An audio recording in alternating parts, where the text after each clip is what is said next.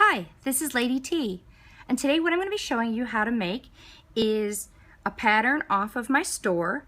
It's a little tea gift envelope. It's for tea bags, and I've already pre-cut it out of my cardstock, just very roughly cut it out. I printed it onto approximately, it was a 50 weight cardstock.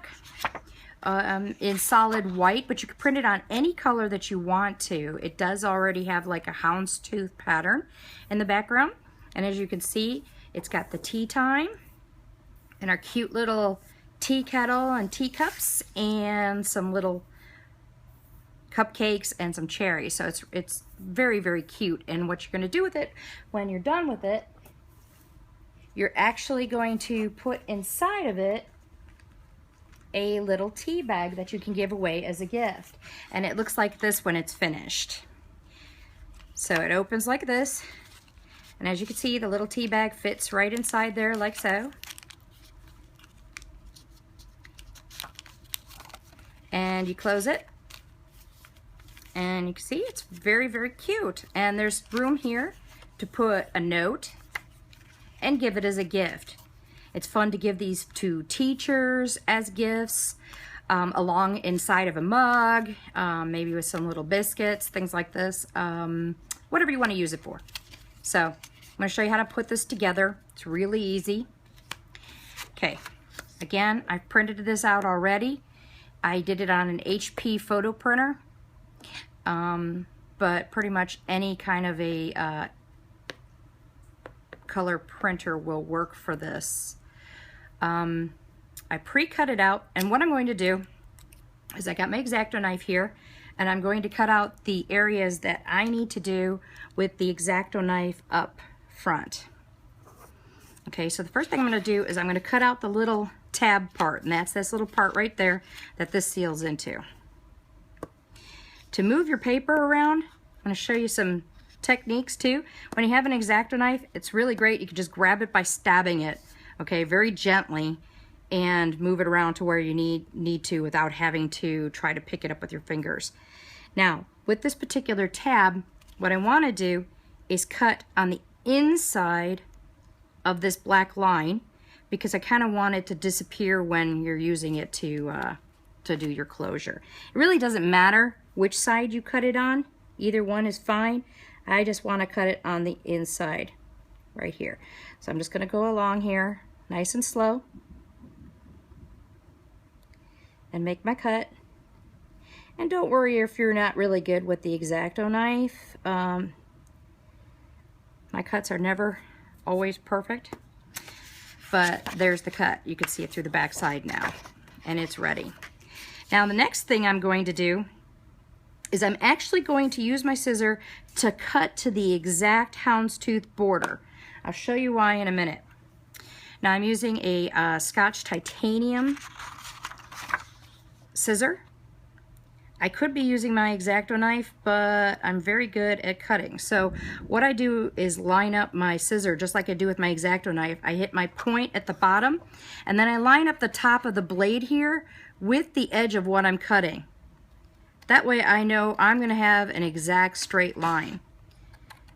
And I will just keep lining it up by eyeballing it and cut along the line.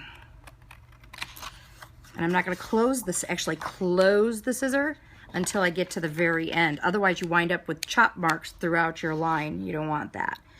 Now I'm going to cut across this top line. I kind of want this black line to disappear.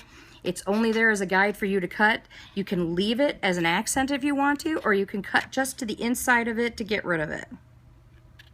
I'm actually going to get rid of it. There we go. Okay, see? And again, I'm going to cut this side.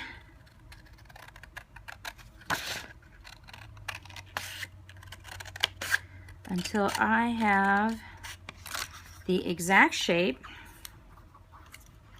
And actually, when these scraps get in your way, the X-Acto knife comes in real handy for getting rid of that stuff. Okay. And I have one last side to cut, which is the actual bottom of the tea envelope that we're making. Now this is available in the store at graphicsquest.com in our little store area. You'll be able to pick this up. And next, what I'm going to do here is we're going to do our folds. Now there is an area that you cut out here, and you can kind of see where it says fold on dotted lines, cut on solid lines. And these words actually will go away because you're going to wind up cutting this section off. But before I cut these sections off, I'm actually going to put my folds in, because if I cut these sections off now, my fold lines will disappear. Okay, so I'm going to put in what's called a false fold. The reason I do this is so I know exactly where I'm going to fold it next.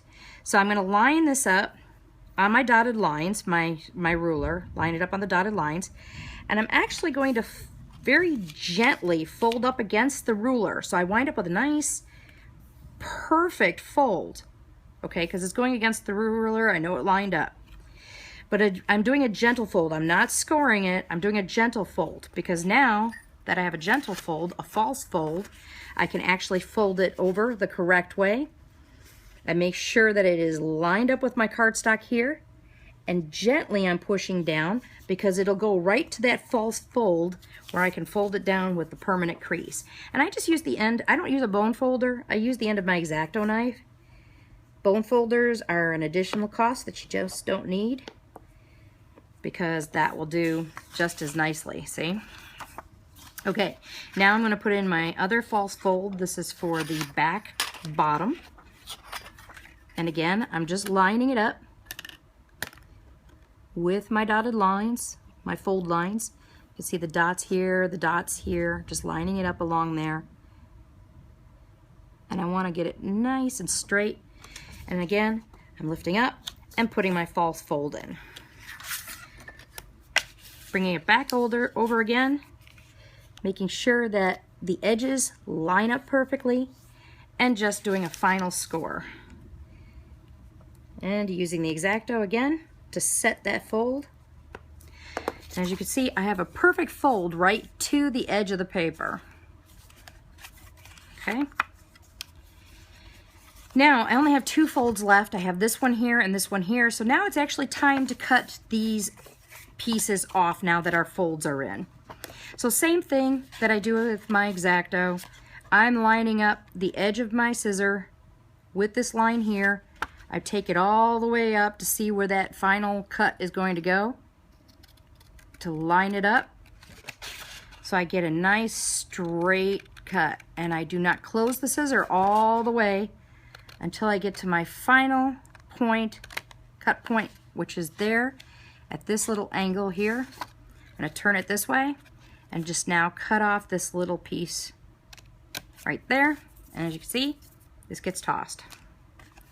All right, now I've got that side ready. Now I can cut off this one. Same thing, using my X-Acto line up, but with scissors. And these titanium scissors are pretty good from Scotch. They cut through almost anything. They're very, very sharp. I got 3 of them on Amazon for one price. They came in a bundle of three pieces. So I have one that I use for what's called multi-use. I have one for paper only, and then I have one for like my sewing kit for material only. Now the multi-use one, even though I have one for just paper, I use the paper one for thinner papers than cardstock. I use the multi-use for cutting things like magnets and cardstock, plastic, things like that. Okay, doing my final cut there. There it is. It's off. And it's starting to look like our little tea envelope, isn't it? Isn't that cute? Okay, so, and it'll already even fit inside of our little closure there. So now what we need to do is fold in our wings to make the pocket. And again, I'm going to do my false folds.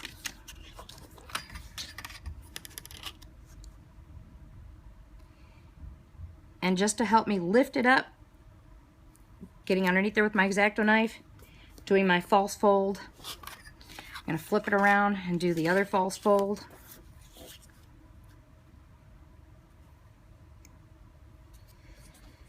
Folding it over, there we go. I'll turn it back over this way, bring my folds in, and using the back of my X-Acto again to score it. And again, this side.